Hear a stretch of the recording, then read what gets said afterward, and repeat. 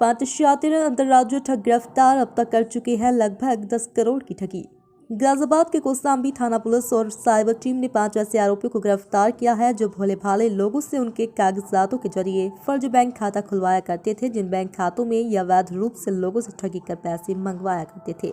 दरअसल कौशाम्बी थाना पुलिस को ये सूचना मिली थी कि कुछ लोग दिल्ली एनसीआर समेत गाजियाबाद में लोगों के कागजातों के जरिए बैंक खाता खुलवाकर उन बैंक अकाउंट में फर्जी तरीके से लोगों से ठगी कर लाखों रुपयों को मंगवाया करते थे और उन बैंक खातों से एटीएम से ट्रांजैक्शन कर मोटी रकम विड्रॉल कर फरार हो जाया करते थे। पुलिस के द्वारा जानकारी दी गई कि अब तक ये सभी लगभग 10 करोड़ रुपए की ठगी कर चुके हैं। पुलिस ने इन 5 आरोपियों को गिरफ्तार किया है, जिनके पास से पुलिस ने 7 मोहरे, 10 mobile phone, 1 tab, 41 ATM, 5 chequebook, 4 voter ID card, 4 आधार कार्ड व 4 पैन कार्ड, 2 ड्राइविंग लाइसेंस, घटना में प्रयुक्त 1 होंडा सिटी बरामद की।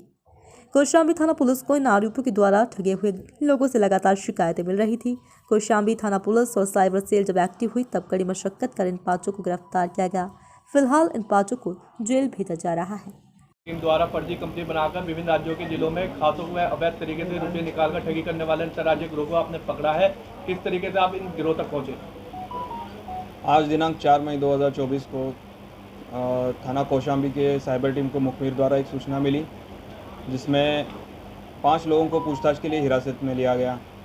उनकी तरफ से कई फर्जी मोहर, 10 मोबाइल फ़ोन, 1 टैब, 41 बैंकों के एटीएम कार्ड और क्रेडिट कार्ड, 5 चेकबुक, फर्जी वोटर आईडी, पैन कार्ड, आधार कार्ड, ये इनसे बरामद किए गए।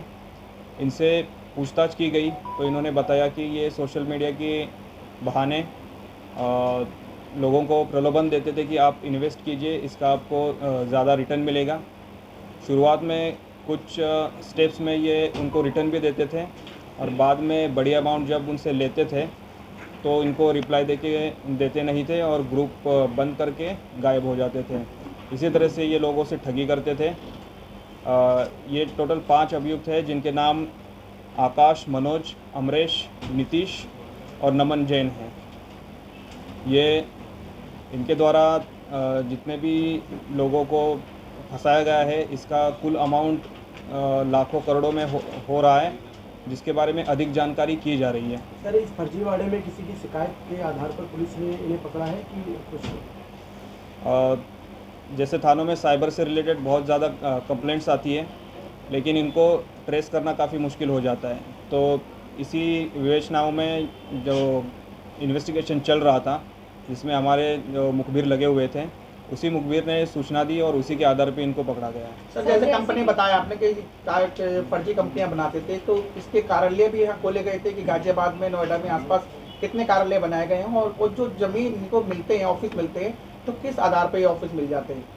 ये जो भी ऑफिस बनाते थे वो एक कोई भी फ्लैट या जगह रेंट पे लेके वहाँ पे ऑफिस बनाते थे, उसका रजिस्ट्रेशन करते थे और जैसे रजिस्ट्रेशन के बाद 10-15 दिन के लिए वहाँ पे ये फर्जीवाड़े का काम करते थे और जैसे ही इनका जो अमाउंट होता था इनके बैंक में जमा हो जाता था तो ये ऑफिस बंद करके और ग्रुप बंद करके वहाँ से लापता हो जाते थे। कितने समय से काम कर रहे हैं और अब तक कितने लोगों को अपना शिकार बना चुके हैं? ये इसके बारे में अधिक जानकारी की जा रही है, लेकिन इनका जो इनके पास से जो बरामद हुए हैं बैंक अकाउंट डिटेल्स और एटीएम कार्ड्स और पासबुक्स, इससे से ये पता चल रहा है कि इनके द्वारा सैकड़ों लोगों को फंसाया गया है और ये बहुत ही कम समय में बहुत ही ज़्यादा बैंक के ट्रांजैक्शंस इनके अकाउंट में हो रहे हैं। इससे यही प्रतीत होता है कि ये काफ़ी बड़े स्तर पे इनके द्वारा फर्जीवाड़ा किया जा रहा है। अब तक कितने लोगों से धोखाधड़ी कर चुके हैं और कितना अमाउंट इकट्ठा किया और अमाउंट का ये ऐसा काम किस लिए कर रहे थे, पैसे की नहीं किस लिए आवश्यकता थी?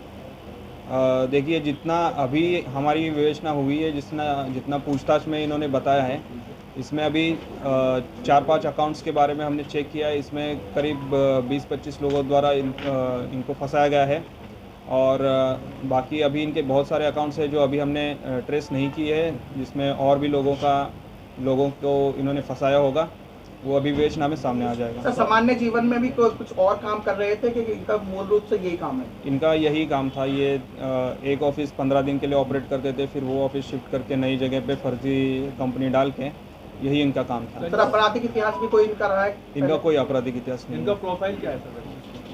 ये इनके प्रोफाइल के बारे में जानकारी की जाए। सर लगातार साइबर क्राइम लगातार बढ़ रहा है, उस पर क्या संदेश देना चाहिए? साइबर क्राइम के लिए जो भी साइबर अवेयरनेस के मैसेजेस आते हैं या जो भी आपको सोशल मीडिया या पुलिस या प्रशासन द्वारा हमेशा बताया जाता है कि साइबर के लिए अवेयरनेस काफ़ी ज़रूरी होती है, तो कोई भी आपको प्रलोभन आता है कि इतना इन्वेस्ट करने के बाद इतना आपको रिटर्न मिलेगा, इसमें आपको विश्वास तुरंत नहीं करना चाहिए, उसको वेरीफाई करने के बाद ही उसमें इन्वेस्ट करना चाहिए।